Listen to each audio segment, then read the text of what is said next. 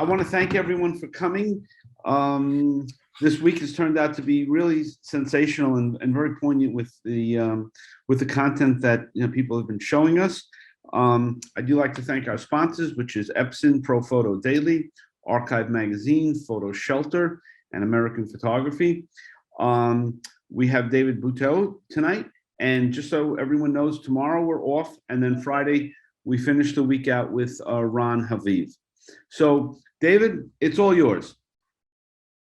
Great, thanks very much, Frank. It's a pleasure to be here and speak to all of you today. I saw Alex Laurie, a young photographer who lives in Washington, D.C., showed his work last night. And Alex is, he's been there since February, since before the war started. And he's spent most of his time in Kyiv, and then moving eastward and fairly close to the front line. And my own experience with going to Ukraine is very different from that. And so the pictures that I'm going to show today are going to kind of show a different aspect of the story. I was actually never near where any fighting was happening. I mean, a couple of times in the cities where I was in, there might have been a missile strike, far outside of the city, but I was never around anything that was really dangerous. But I'll just give you a little bit of background about how I decided to go there and what I ended up doing right away. So, I mean, as it looked like this war was beginning to, was getting closer to happening, I started thinking about, the ramifications of how things could evolve. And I think in the early days, it was one of the rare occasions, I was thinking in my lifetime, where you had a major ground war between two countries, and you really didn't know how things were going to turn out. So this, it's not a civil war, but it's one country attacking another, and it's not like the United States invading Iraq, or let's say in Kuwait 20 years before that, where you knew what the outcome was going to be. You knew that at least initially the U.S. was going to win just from a military standpoint. Whereas this one, you just really didn't know how it was going to turn out.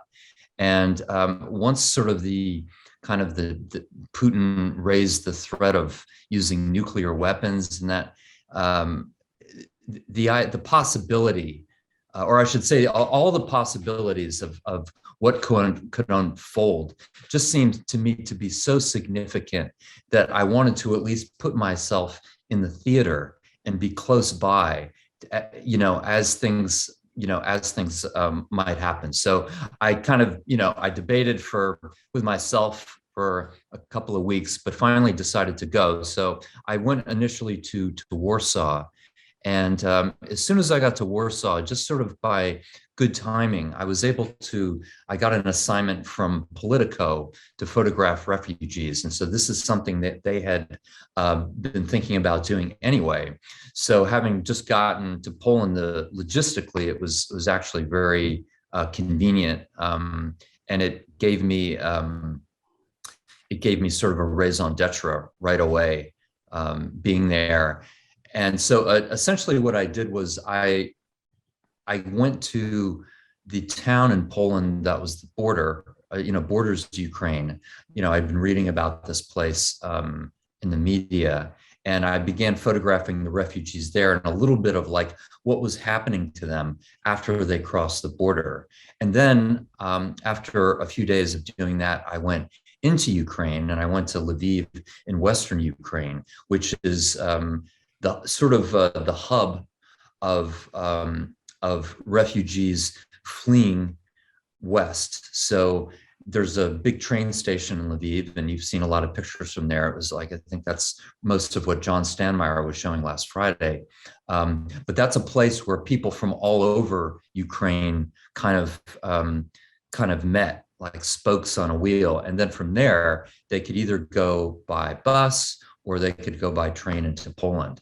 So I sort of ended up doing, this kind of timeline of what the refugee experience was like, but in reverse, But then Politico sort of put it together, then starting in Ukraine and then going out west. So that's what I'm going to show. today. And I was just telling Frank that I'm going to show a little kind of more pictures than I might normally show in something like this. I don't like to overwhelm people with too many pictures, but it's not like I've got 20 great shots and I just want to show you that. Hopefully, some of this will sort of fill in the gaps of maybe your own understanding of what the experience is like for these Ukrainians. So can everybody see my screen now? Is that, Yep. do you see the contact sheet? Okay. Yep. Now I'm going to go frame by frame. So whoops, sorry. So is that working now? Let's see. Okay. So we have the title slide. Yes. There we go. Okay, great. The first 10 or 12 pictures are going to be from two different funerals that I photographed in Ukraine. So these were both of these situations were soldiers who'd been recently killed, and the circumstances of the funerals were quite different. The first one was in a small town, and this is actually very close to the Polish border. And I didn't know about this ahead of time, but as I was actually in a car on my way out to Poland at the time, I sort of went in and out a couple, 3 times. And we saw these people lining the road, and I asked the guy who was driving me, if he could get some more information. So he just stopped to talk to these people, and we learned that there was a 20-year-old soldier from a small town who'd been killed.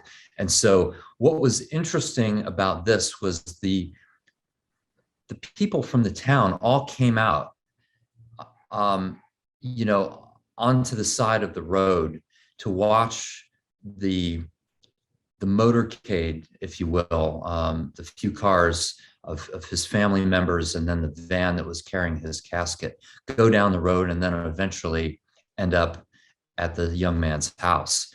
And it was really it was probably, I think, the most moving thing that I saw on this trip, because you really got a tremendous, whoops. Oh. Can you guys see the screen now?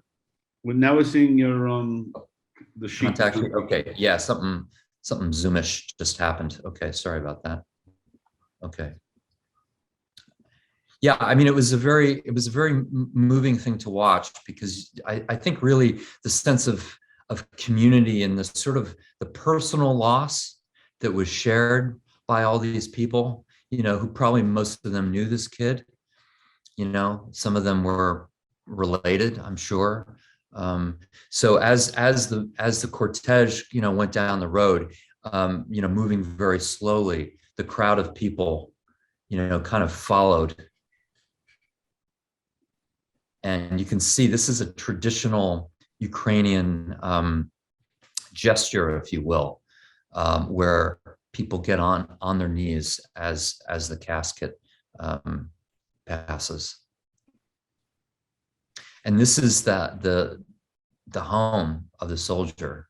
And so some soldiers from his unit, brought the casket out and then took it inside the home. And all those people there, they're the people who were lining the road, and the same people who were following right behind the procession. And David, is this before the war broke out? This was about maybe three to 4 weeks after the war began. So this was I'm doing this in slightly reverse order, but this was the second funeral I photographed. This is another soldier who was killed, and this is in Lviv.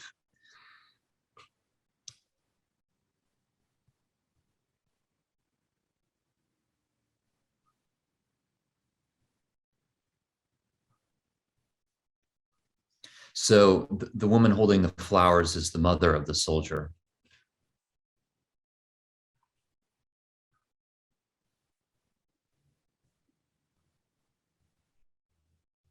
And this is, I'm not sure if this is the largest church in Lviv, but it's probably the most prominent.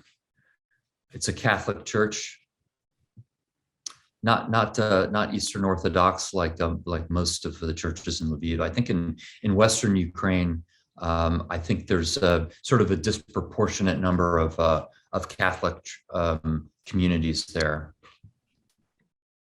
Is it St. George's? I don't think it is, but I'm not sure. I can't remember for sure. Actually, that.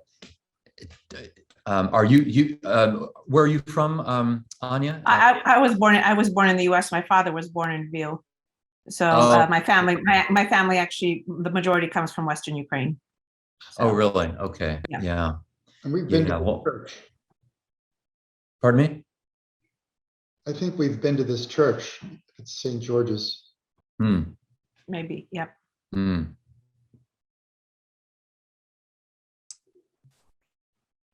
David, in a couple of previous photographs, in the background, there was a man kneeling and praying, Yeah. and right behind him is a display of looks like portraits. Are those all young men or soldiers that have, or even civilians that have died?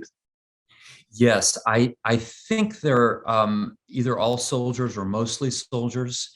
And one thing that I'd sort of forgotten this, but it came back to me more when I was in Ukraine, is that the Ukrainians have been experiencing war since 2014. So if you remember, the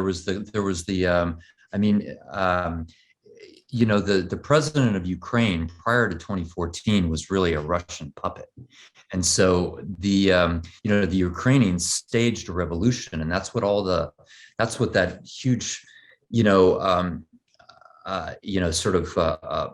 rioting, the violence that happened in Maidan Square in Kyiv in 2014. That's what it was about. It was about overthrowing him. But as a result of that, there was in eastern Ukraine, closer to Russia, that region has been under not intense fighting for all these years, but there's been sort of like a low level war that's been going on. So I was with a fixer at the church, and he was explaining to me that probably most of those soldiers had actually been killed prior to the most recent war. So this is something that these people have been dealing with, for a few years now, but obviously the scale of it has completely changed. So this is at the cemetery. This is a soldier from the guy's unit, sort of doing the salute as he's laid to rest. That's his mother again, and having the open casket is pretty typical. I also saw that at the funeral for the soldier in the small town. So we're going to begin more or less the kind of the bulk of what I'm going to show today, which is the refugee crisis. So when I arrived in Warsaw, and Politico got in touch with me, it was clear that they'd been thinking for a few days about doing a story about the refugees. And so I took a train fairly close to the border, a town called Shemesh. And so a lot of the refugees were arriving there. And then after working there for a few days, I made my way into Ukraine. So that's sort of where we're going to start this kind of process and show you a little bit about the conditions. I'm not going to show pictures from war zones because I didn't go. I don't have that. This was in Odessa, which is in the south of Ukraine, and I was just there for 3 or 4 days. I had trouble getting access to things there. Logistically, it was too difficult for me, so I didn't end up staying very long. So I took an overnight train back to Lviv on my way out of the country. But this was the scene that I saw while I was at the train station, and while everyone was waiting for that train, it was about 10 o'clock at night to go to Lviv. All the lights on the platform of the station were turned off. So there was just a minimal amount of light. And this was for security, obviously, for the risk of getting bombed or getting seen more clearly from the air. So it's a very spooky scene, on the platform with very, very little light. Yeah, I mean, but David, as you say, you weren't near, at the front. I mean, this is the front as well. I mean, they're turning off the lights with the fear that, they could be bombed, right? I mean, so everywhere is sort of the front. Yeah, I mean, in a sense, that's true. I mean, even if you're in a place where, it's not like you're hearing bullets or artillery rounds coming in, you still feel it. You still feel some kind of effect of it. And even in Lviv, or excuse me, even in Odessa, every night the air raid sirens would go off, and most of those nights you'd hear anti anti-missile defenses being fired somewhere from the outskirts of the city. So these were Ukrainian ground to air missiles that were trying to shoot down Russian missiles that were on their way to some target in the region.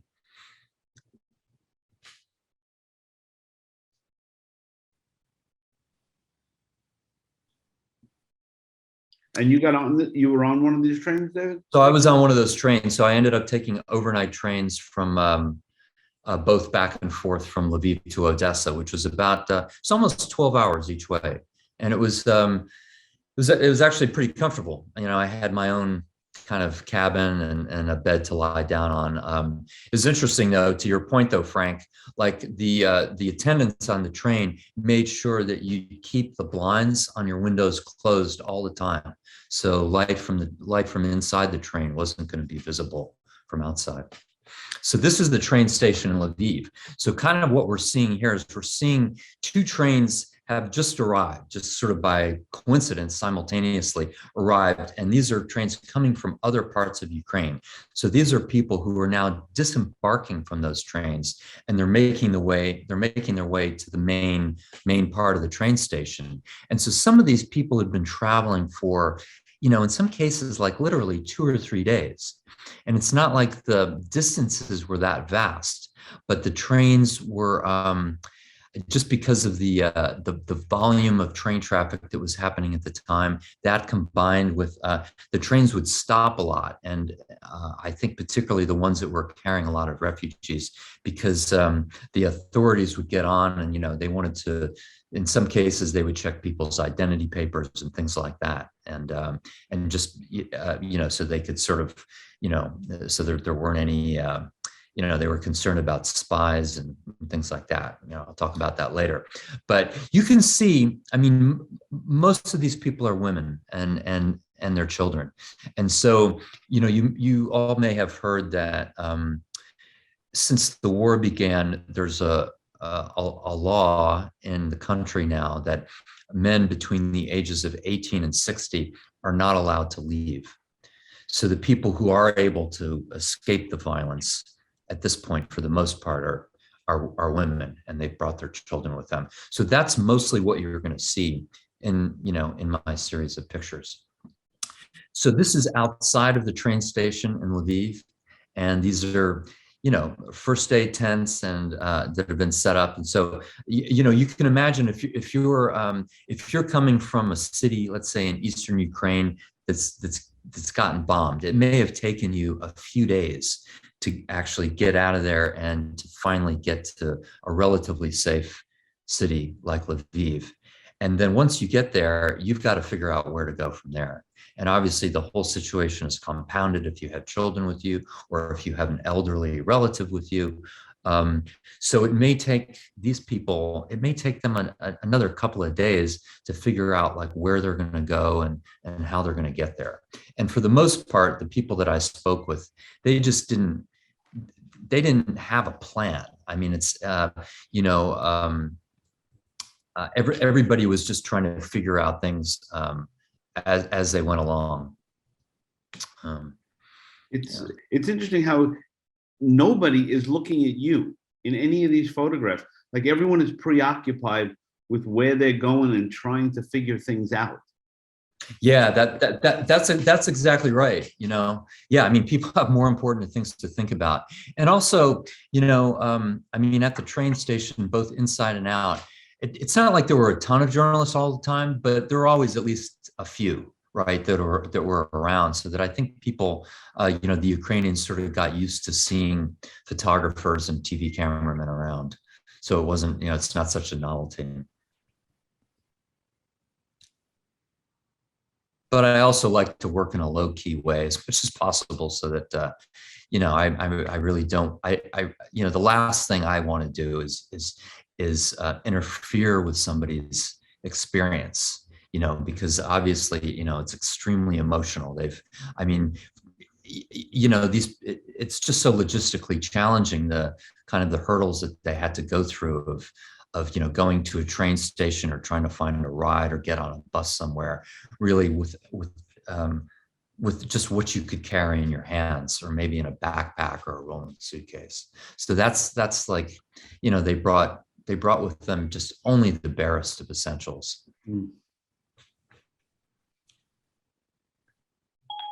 This is the train conductor sort of helping the mother on the left with, a special needs child disembarking from one of the trains.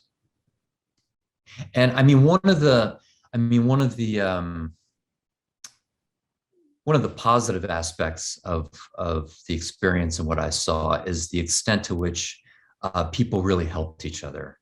And it was very, as much as possible, given the size of the crowds and the confusion and the delays, it was very orderly. It was organized, and people were calm.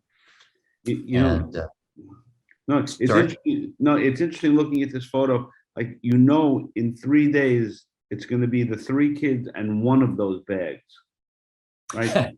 Yeah, Yeah. They're not going to really be able to keep on carrying all that, right? yeah. That's probably right. Yeah, I mean, like when I saw this scene, it just reminded me of something you might have seen, a picture from World War II or something, with the exception of the cell phone, right? And Yeah. so, I'll just tell you as an aside, I got, I did test positive for COVID towards the end of my trip, but before I tested positive, I was pretty sick for a couple of days, and I decided to just go to Poland and just kind of rest for a few days. And I went to Auschwitz when I was there. I took a train to Krakow, and it was my first time in Poland, and I'd never been to any concentration camp before. But there was something very, I think it was very moving to me, just sort of some of the parallels of the historical photos and the experience of being in Auschwitz.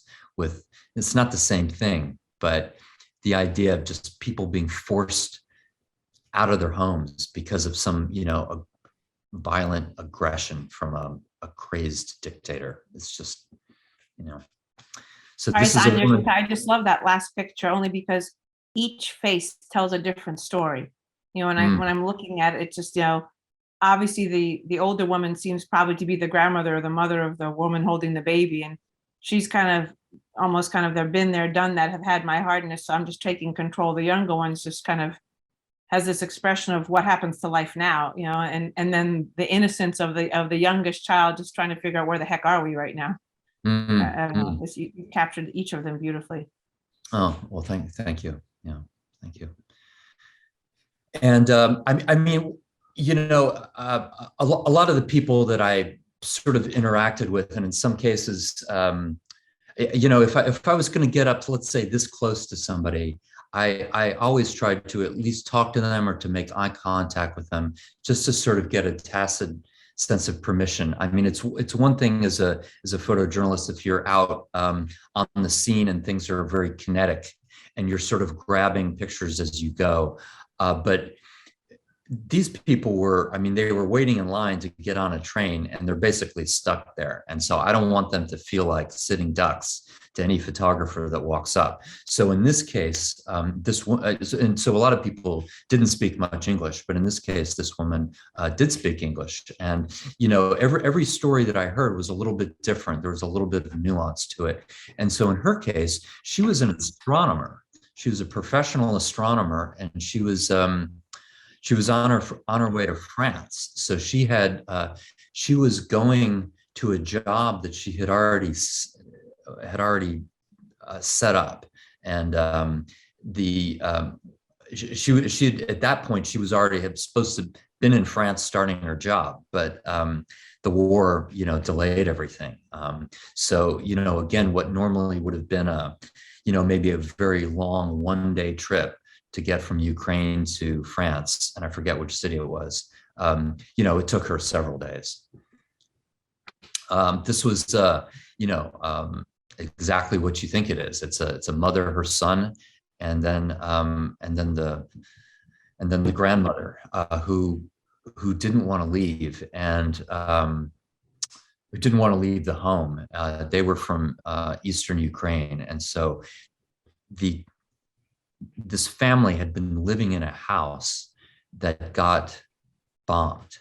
And I know this because I was with a fixer who talked to them, and at some point it was just heartbreaking because the older woman was just so uncomfortable and in pain, and at one point she started sort of like calling out and saying something in Ukrainian over and over, and I asked Dima, the guy who was helping me, what's she saying? And she said, just leave me here to die, is what she said. She was just not up for making that journey. And so, obviously just heartbreaking. And,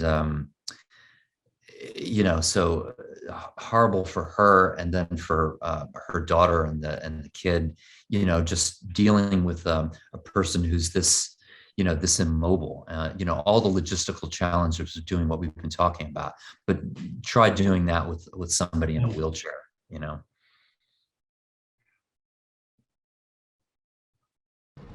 Can I ask you a question? Please. How close are you as a photographer to these people? Are you using a big telephoto lens, or are you right in their face, or how close are you to them? So I'm pretty close. So I don't I took a telephoto lens with me, but I don't think I used it one time when I was there.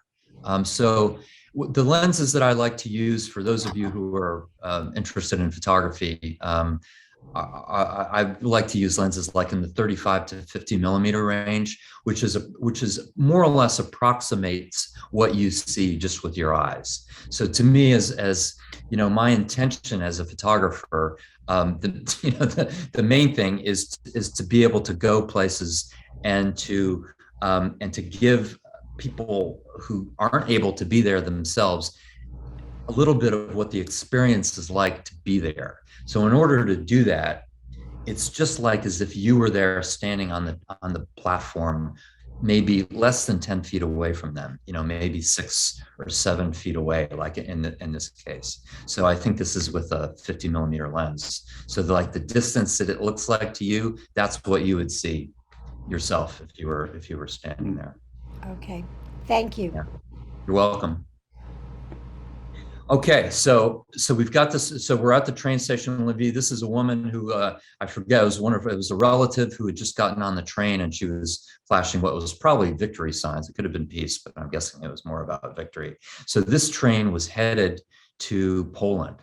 So we're taking you now to the train station just inside the Polish border. It's a town called Przemyśl, which starts with a P, and the Ukrainians they'd disembark from the train, and then they'd end up in the main lobby of this train station, which was quite small. And so what they would see when they got there were these tables, and you'd see volunteers and firemen and a lot of people in these vests, and they were all there to help them. And so in some cases, maybe some of the refugees had an idea of where they were going to go. Maybe they had a relative living in Poland or living somewhere else in Europe. So their task at that point then became like, well, how are they going to get there? And so they needed to know train schedules and just the logistics of what they were going to kind of be faced with. And in some cases, they didn't have anywhere to go. There were no. I mean, even if you could afford a hotel in Przemyśl, which, maybe if you're, coming from a place like Ukraine, maybe you could for a few nights, but they weren't available. And it's certainly not going to provide any kind of long-term solution. So these are people who literally need a place to sleep. And there was a room in the train station that was set aside for them, with cots and things like that. And I was not allowed to go in there and photograph, which is fine. I mean, it's, these people have, they're certainly entitled to some privacy. Oh, it's Joanne Spofford. Hello, Joanne. Joanne is a relative of mine. My cousin's wife has just joined us from Massachusetts. So this is outside the train station. These are all supplies, probably most of them donated by Poles. And this guy's just unloading those that are going to get taken to the room where people are crashed out. And it was crowded in there. People are catching sleep as they can. This is just in the main lobby of the train station.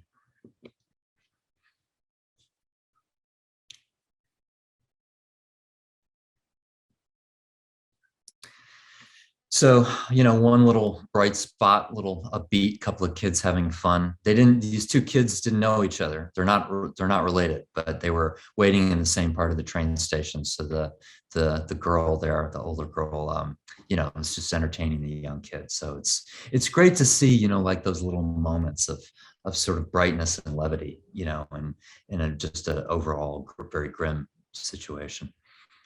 I would assume, like, from your standpoint, just in your own head, capturing a moment like that is a little bit of a relief for you as well, right? I mean, you're going through this for weeks on end, can't be good for your, psyche, right? I mean, and how do you deal with that, David? Well, yeah, I mean, yes, first of all, seeing a moment of levity like that it's great, because it does, it sort of gives you a little bit of decompression. I think that, I mean, dealing with it, I think a lot of that just sort of comes from experience. And, my experience from years past and from other things that I've done, my experience in Ukraine was not as emotionally wrenching as some other things that I've done, where I have been around violence, and in some cases, natural disasters where there was a lot of death. And I didn't see that on this trip. What I did see, was just people struggling. And just one of the, I was talking to somebody about this recently. I mean, even if somebody, like, these are all refugees who are wading across by foot. So if you can imagine, each one of these people, they have their own experience. And even if they were in a place that wasn't bombed, even if they haven't lost a friend or a relative, their lives have still been upended. And just like the best case scenario is that your life is going to be changed, by this experience. So whatever plans that you had weeks or months from now, forget it. You may have to leave your house. You're going to have to leave your job. And so, even for people who, they're not physically injured, or, emotionally, maybe they haven't experienced something really horrible, but it's still an incredibly stressful time. So I think for me, I mean, not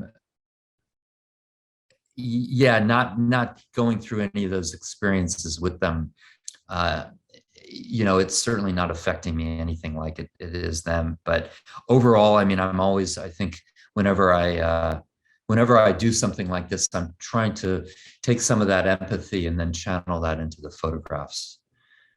So that's, when I'm there, that's how I deal with it, is by working and by that process. And then when I get home, if I need to, there's other ways of sort of decompressing and dealing with it. So this is another experience these refugees were having, or sort of like, so starting from Lviv, let's say, at that train station, some people were getting on the trains and they were going to Shemesh in Poland, across the border, and other people were crossing by foot. So, I'm in a car here on my way to the border to cross by foot myself. This is right before I got out. But these people are like in line at the border crossing. And this is just after they've crossed onto the Polish side. So, there's, I think in the very few days of the war, the lines were crazy. There were probably thousands of people in it. It might take them like literally a day or two of like staying outside in the cold and sleeping, by the time they could, get to the border crossing. And then, the process of doing that, they didn't need a visa or anything, but, they had to have their papers in order. So it's just like going into another country in any other circumstance. You've got to go, first out of your country, and then another 100 yards or so, you go to another sort of booth building and show your papers on the polar side. So when they, yes. In that previous photograph at the train station, where the next one, I see this young man there. Is there ever a moment where somebody says, "How come you're leaving?" Well, I think that would happen from the police and stuff. I don't know the specific. I did see the occasional man who was in that Right. 1860 range. So I don't know what their story is. And in some cases, it could have been that they weren't actually Ukrainians. They might have been foreigners. Students or something. Yeah. And so Or workers. yeah, exactly. That's right. Yeah. Okay. I mean, I'll tell you just anecdotally, this doesn't have anything to do with the refugees, but at this crossing point, I did see a fair number of foreign fighters. So these are guys who are dressed all in camo, and they've got their military backpacks with them, and they were going into Ukraine to fight. They didn't have any weapons with them, but they had all the rest of their military stuff. So presumably they were going to get weapons once they got into the country. So this is, so these are refugees that just crossed the border on foot. It's a little family, and immediately there's, this is late at night, but immediately, there's like tea and hot chocolate, and you'll see in the next few pictures. Probably the other sort of like heartwarming thing that I saw there was just as soon as they crossed the border, there was an array of booths with volunteers from all over the world who were helping them with, with food, with, medical care if they needed it. And, again, these are just volunteer groups. A lot of them were from Poland, but they were also from the United States or from China, Israel, other countries in Europe. I mean, there was a German team of veterinarians that were there and had set up a tent. And I wanted to photograph that, but like I never saw, they never took any of the animals out of the cages. So I did take some pictures, but you can't really tell. Anyway, so these are, like these people are basically, they're waiting in line now. They've crossed the border. Maybe they've had a quick bite to eat, some hot beverage, and now they're gonna, they're waiting in line to get on a bus that's going to take them, in some cases, to the train station, to the same place where these other people who'd gotten there by train were. But that, was sort of a center of assistance. So these it's really an interesting thing how a week ago they were Ukrainians and now they're refugees. Yeah. How that word is such a brutal word. I never thought of it in such a sad way, right? I mean, just the other day they were Yukis, and now they're refugees. That's so yeah, exactly. And these are, you look at this older couple here, and you've got to wonder, and in some cases, particularly like, let's say with the elderly woman in the wheelchair, I mean, what are the chances that she's actually ever going to get back to her home again? It's not great, right?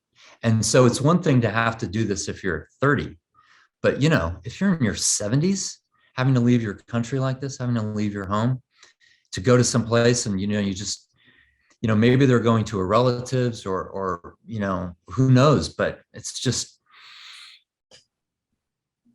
and this is a guy who, his first night across the border, he didn't have anywhere to go, so he just, there were a lot of volunteers who'd set up this camp, so that's where he was spending the night. Family just after crossing. That's at dawn, I think. And David, you never witnessed any like nationalists don't come to our country or any of that kind of stuff? No, it nothing. was so welcoming, and people, Yeah. all these volunteers who'd come were so terrific and so friendly and so helpful to everyone. I mean, there was just this tremendous sense of like just solidarity, and I didn't see just even the slightest hint from anywhere of any kind of hostility. Right.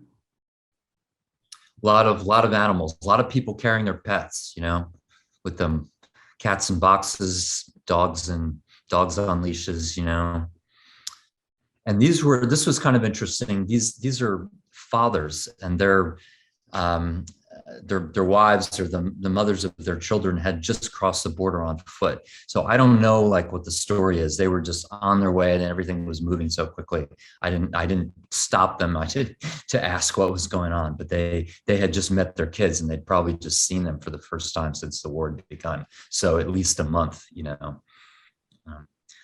but yeah, just to give you an idea, a little bit of that scene, so woman and her child, making their way sort of down this path, which was sort of like 2 or 3 football fields long. So you have to admit, Kay Spofford, she's my aunt in Bedford, Massachusetts. Hi, Kay. These are women, Ukrainians who are now sort of sifting through donated clothes. So it's just a pile of clothes that had been dropped off there at the border crossing. And then this is, speaking of Jose Andres, the chef, this is the organization, World Central Kitchen, that I'm not sure if he started it, or I think he's the leader of it. But this was at it was like a big warehouse kind of outside of town that had been turned into a refugee center. And I went into the warehouse. There were like, probably hundreds of people there. It was kind of an amazing scene, but I was not allowed to take photographs inside. So this is right outside. So again, it's sort of, these people, they might be there for several days while they're waiting to get some word on places where they could stay or how they were going to get there. And you see this Polish firefighter on the right. I saw this time and time again. There'd be, often you'd have a woman like this, she's got a couple of rolling suitcases, plus she's got 2 or 3 kids. Think of how difficult that has to be. Even if you have a ticket, even if you know exactly where you're going and how you're going to get there, it's still pretty challenging, right? But you'd see people like this, and they're like literally trying to carry everything, and then you'd have one of the Polish aid workers, an emergency worker, or just a volunteer, just like come over and help them. It's just great. So this last little sequence here, the people on the right, this is a Ukrainian family, a woman and her 3 children who were aged about 5 to maybe 14.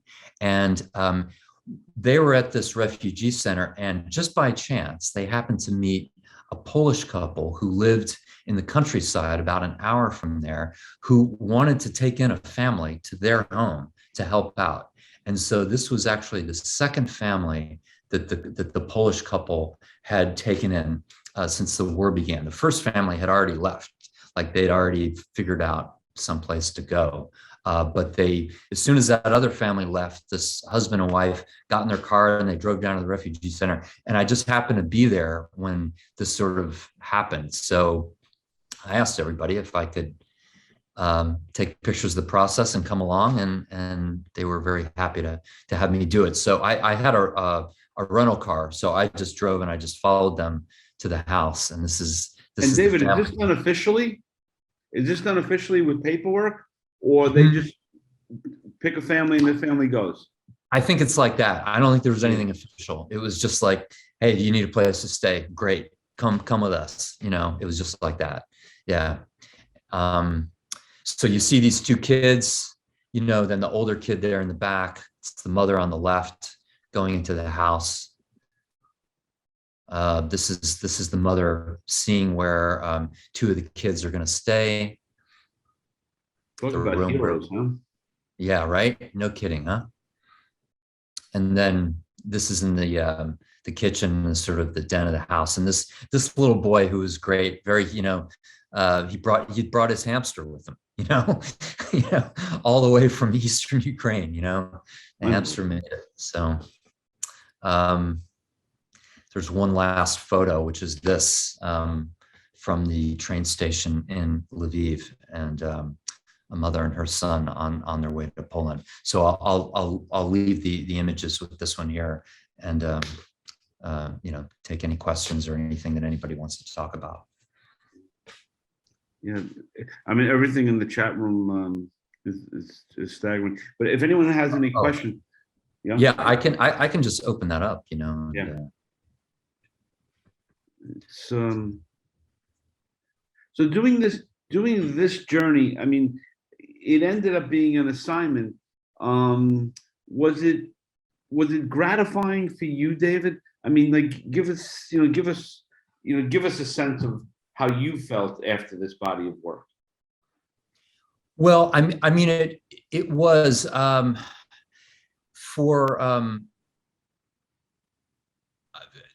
2016 to 2020, I lived in Washington, D.C. Like, I've spent most of my adult life living in California. But when Trump became president, I knew that things were going to be nuts. I'd never worked in Washington, D.C. before. And I wanted to photograph that, what was unfolding. So I moved to D.C. I did that. I put out a book of that work called Brink, which came out early this year. And where can we get the book, David? Oh, yeah. Okay. So yeah, if you go to my website, which is davidbutow.com, there's a link to Brink, the book. It's currently sold out.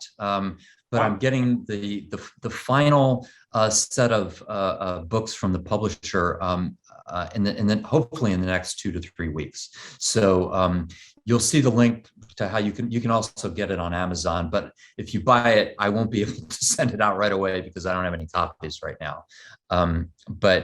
Anyway, so I mean, that was, a fascinating experience, horrible to be around on, on many levels, but I was very glad, having just moved back to Los Angeles a few months ago, to be able to go and to do another photojournalistic story that was really meaningful and got me into situations where it's really about ordinary people and what their experiences are like, in some kind of in this case, just a geopolitical dynamic that's getting played out. You have the, world major powers now that are,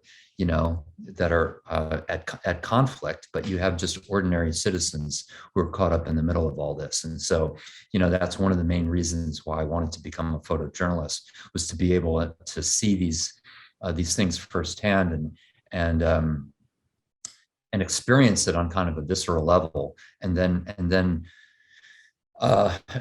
interpret it visually, and then communicate it. So going there and having an assignment, right away, and being able to do that is my raison d'etre. And so it was gratifying.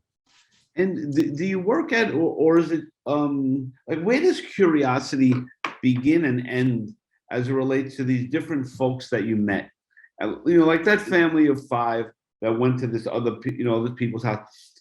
I mean, for me, I couldn't let that go. Like, how do you, like, where do you put that? This family, that person, that intense portrait you have of that young woman in the train station. How does that work for you, David? Yeah, no, that's an excellent question. And in some cases, the experience is so brief that I do let it go, because either I'm not really talking to them that much, and I don't want to sort of disrupt what the scene is, even if I have just a little bit of information. So I'm just going to let them go on their way. The woman at the train station, the astronomer, I sort of got the sense that she was going to make it to France, and things were probably going to work out. The family at the who'd been taken in by the Poles, I got 2 phone numbers of that family, one of the kids and the mother's phone number, and their Ukrainian numbers. And I repeatedly called them like a week later to try to get an update of what was happening. And I couldn't get through. And the Poles just didn't speak any English at all, like zero English, whereas the Ukrainians spoke a little bit of English. So I got their numbers. I didn't get the phone number for the Polish family. Right. So it's a little bit painful not knowing what happened to them, because they were so great and they were so nice, But you could always, you could always find your way back there, right? 20 years from now, 15 years, right? Who knows? But because it's interesting, people like Donna Ferrato or Stephanie Sinclair, like they've covered, like Stephanie now has made it her issue with young brides, right? Sometimes a photojournalist will take that issue and it becomes part of their existence, part of their ongoing career. Has that ever happened to you where you thought this is an issue I want to live with now? Well, it's an interesting question. I can't say that there's. I think issue in the broadest sense of the word, yes. I think I'm not sure that there's been an occasion where there's been a very specific person or folk part of the story that I've wanted to stick with as a thread for a long time. Right. So I guess my own interests tend to be a little bit more like in geopolitical affairs. And I just put together a set of pictures for some other situation. And it's, this essay, the title is Three Continents, One Struggle. And I realized that just in the last 2 or 3 years, there's 3 things that I did that were very similar. And I photographed the protests in Hong Kong in 2019. I photographed the George Floyd demonstrations in the US. And then I've been to Ukraine, in the last few weeks. And in all 3 of these cases, if you think about it, these are citizens of developed countries, places that have had, democracies that have freedom of speech, where people have had self-determination, and those rights have been guaranteed to them in all 3 of these places. Right. But those rights and those guarantees are under threat. And so to me, that's a really interesting dynamic that's kind of new in my lifetime, because if you think about it, like after World War II, and then particularly since the fall of the Berlin Wall in '89, I mean, there's been this sense that democracy is on the rise, and that around the world, people have a better sense of their own rights and self-determination, but not necessarily. And so you find this under threat. So I find those sort of broad threads kind of interesting, And so in the specific cases, like of these people that I'm photographing, there's different levels of depth I get into their experiences, but they are in a sense examples of the dynamic of these larger dynamics that are getting played out. Right. I mean, it's a lesson like, don't take democracy for granted, right? Yes, exactly. Right. Yeah. And we all tend to do it. If anyone else has any questions, so David, are you going back? Yeah, I would like to go back. I haven't made any plans to do it. I think if I do go back, I want to have something a little bit more specific. I mean, to your point, actually, something a little bit more specific in mind to do. So we'll see. We'll see how that goes and see if I can put something together. Yeah. Well, I can't thank you enough, David. This was absolutely great. Like I say, everybody in the chat room is blown away by what you brought to us, and it's just great. You have to promise when you go back, you let us know, and you have a standing invitation to come back and show us more work. We would just love to see it. Let's see. Sorry, Frank, can I say something? Sure. This is Anya. Yeah. Hey, David, it's Anya. Hi. Thank you so much. I have to say this, watching your series of photos in particular struck a very personal chord with me, because I think I mentioned my parents came over as young children. They ultimately made it to the States. My mom was 7, my dad was 11. but that was after 3 years plus of having, basically walked across Europe from Western Ukraine because the front was there, through Poland, et cetera, until they ended up in an American-sponsored displaced persons camp in Germany. And the reason why this strikes me personally is that, I've always heard the stories of what they've gone through, very similar to current day Ukrainians, never complaining, never kind of making themselves out to be miracle people for having survived that, just kind of matter of factly, this is what they had to do to survive. But, and I'm by no means comparing what the current people are going through versus what my family went through, or that generation went through, but looking at the expressions on these people's faces and seeing kind of just how disheartened, how sad, how, scared they are. And yet knowing that, they have technology to still be able to stay in touch with their family once they left, versus I can't imagine what my family was thinking when they left then. There were no cell phones, there were no regular phones at times to reach. You were walking across multiple countries and still being bombed. So, I mean, the atrocities that you're showing that are happening today are horrific. But for me, and I think many others who are probably in my same position, it kind of also calls out in a very visual way things that we only heard about before from our parents and what they must have experienced. So thank you for that. Well, thank you for telling us about that. Yeah, absolutely.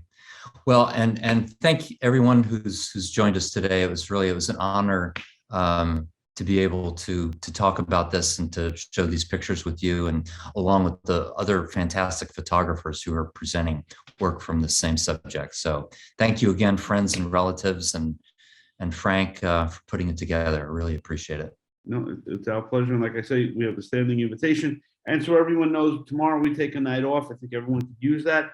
And then Friday we have Ron Haviv, a dear friend of David and mine, who'll be presenting on Friday night. So everybody, thank you very much. And we'll see you down the road. David, as you go back, you're in all of our prayers to be safe, right? I mean, you're going into harm's way to bring information to us, and we can't take that for granted either. So you travel with an angel. Thank you so much, Frank. Okay. Thank you. Good night, everybody.